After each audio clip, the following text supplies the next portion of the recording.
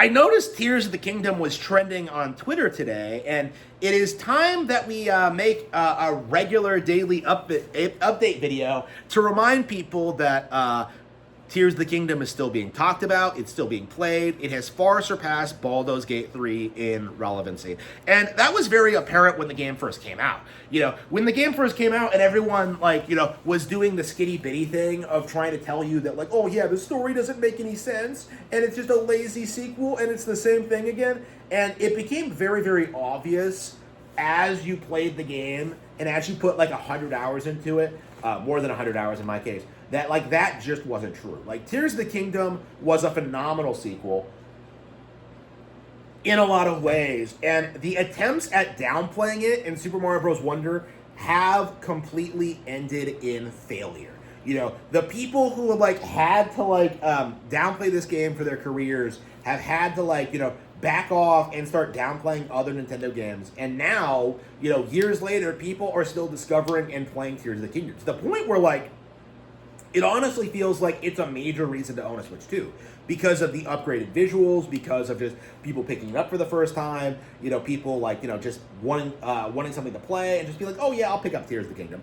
The reality is all the entire narrative people had about Tears, the idea that it was some underwhelming sequel that didn't live up to Breath of the Wild, the entire cope has completely fallen apart. By the time the next game comes out in the next several years, this game will be considered a bona fide classic, and by far the best game in 2023.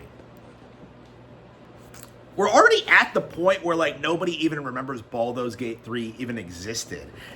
We're at the point where Mario Wonder is becoming more popular, but Tears of the Kingdom has kind of established itself as being this generation-defining thing.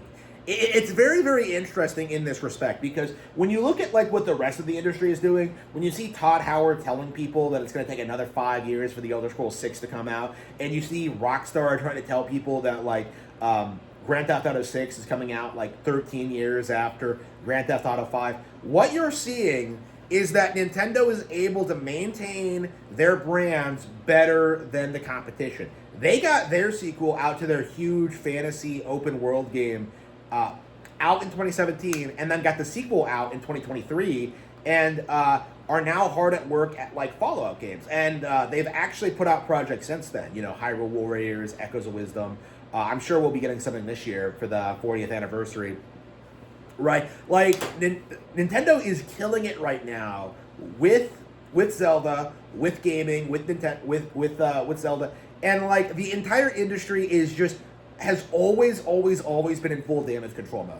Because it was very obvious to me that when Breath of the Wild came out that the rest of the industry would never be able to compete with it. Because of its physics engine, because of its unique features, because of how it was actually innovative instead of a rehash of older things. Todd Howard's idea of making a bigger and better game is basically just throwing spaceships in it and having you walk around procedurally generated environments. Zelda actually rethought the wheel and came up with all these really interesting, unique features that basically keep you playing endlessly. From the shrines to the open design, the non-linear structure when it comes to the armor sets, when it comes to Zelda just radically redefined video games in a lot of ways. Breath of the Wild is one of the best games ever made, and people are acknowledging this now. But what's equally as interesting is that people are now saying the same thing for Tears of the Kingdom.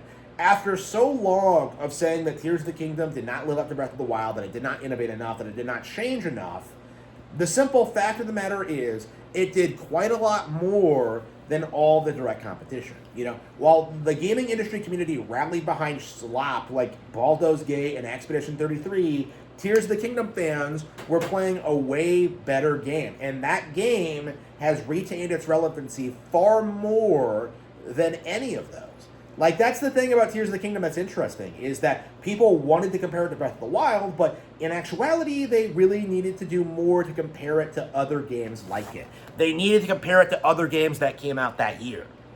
or didn't come out that year in some situations. Like, this is a really interesting situation in which this game was this huge deal, you know, hugely successful, hugely popular, one of the most critically acclaimed ever made, and yet the entire industry rallied to try and say that it wasn't a big deal, that it was getting outperformed by D&D, okay? Like, degenerate, woke D&D with, like, dick girls and, like, bestiality, okay? It's embarrassing, okay? It's something that we do have to spell out to people a lot.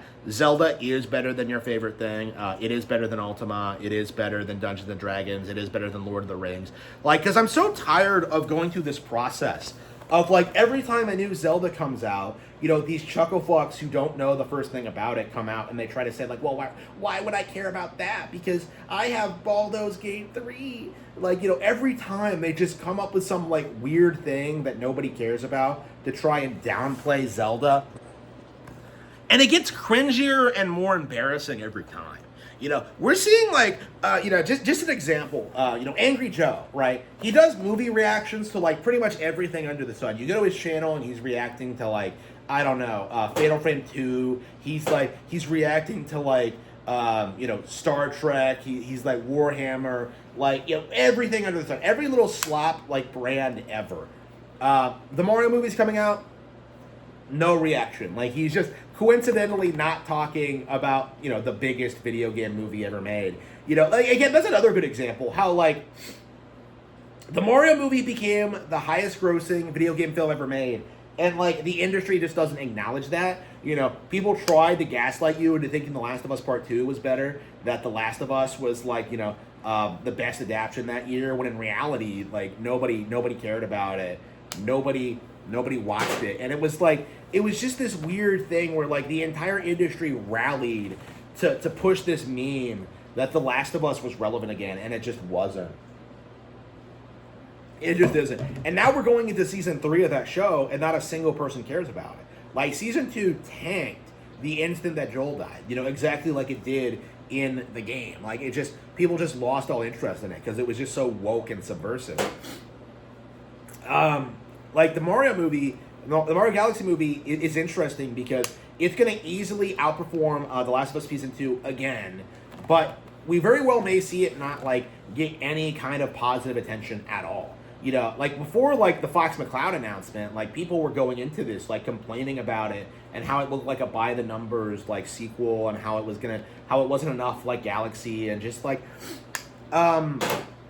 this is kind of the thing, is that no matter what Nintendo does, you have people making excuses to not like it. And that's why we had such a weird, tepid reaction to Tears of the Kingdom. In spite of the 97 Metacritic score, in spite of the sales numbers, in spite of how beloved the game is, we had to deal with normies trying to tell you that this game wasn't that good and that they would rather play, like, Crimson Desert. Like, this is why this is a problem, okay? Like, this is one of the most popular games ever made, and we're being told that Flavor of the Month Slop is way better than it. And that we have to, like, play that instead. It's embarrassing. Like, it is downright absurd. And, like, it really does need to be said that Zelda is absolutely the best video game franchise ever made. It's, like, you know, one of my favorite things of all time. And I'm very, very tired of having to deal with this nonsense every time a new game releases. Because to a certain extent, we had to deal with this with Breath of the Wild, too. Right? You know, we saw so many people try to downplay it and hype up Horizon Zero Dawn and Nier Automata, Yakuza 0, Persona 5, all of which were complete slop. Like, Breath of the Wild clears all of that. But, like, again, no matter what Nintendo does, the industry will rally to try and destroy them.